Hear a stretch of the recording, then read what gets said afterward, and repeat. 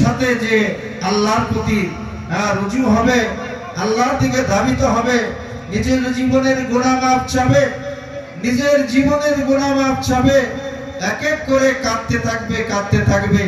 আজকে তো আমাদের আনন্দের দিন, হাসার দিন, খুশির দিন, কিন্তু এক শ্রেণীর লোক যারা আমাদের থেকে বিদায় হয়ে দুনিয়া ছেড়ে, দুনিয়ার মায়া ছেড়ে কবরের বাসিন্দা হয়ে গেছে। আজকে তারাই দাঁড়ায় নাই, এই পৃথিবীতে নাই। আমাদের মুরব্বিয়ান যারা ছিল, দাদা দাদি, মা বাবা, নানা নানি, পূর্বপুরুষ যারা কবরবাসী হয়ে গেছে, তারা আমাদের দিকে এতিমের মতো তাকায় আছে। আমরা যে আনন্দে আনন্দিত, আজকে আনন্দ উপভোগ করতে পারছে না।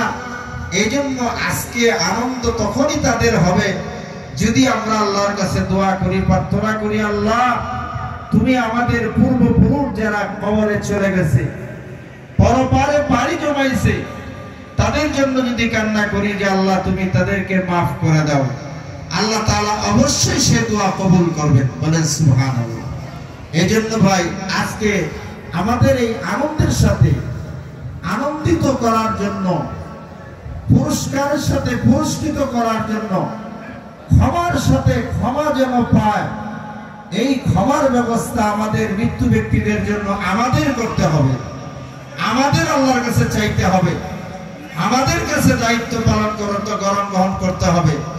আমরা কখনো মৃত্যু ব্যক্তিদেরকে ভুলে গেলে চলবে না, তাদেরকে স্মরণ করতে হবে।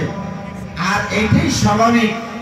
আমরা যদি মৃত্যু ব্যক্তিদেরকে স্মরণ করি, আমরা যদি মৃত্যু ব্যক্তিদেরকে স্মরণ করি, আমরা যখন দুনিয়ায় থাকবো না, এই ধরায় থাকবো না, এই পৃথিবীতে থাকবো না, আমাদের জন্য আমাদের পরবর্তী লোকেরা, পরবর্তী সন্তানেরা, পরবর্তী বংশধর আমাদেরকে স্মরণ করবে।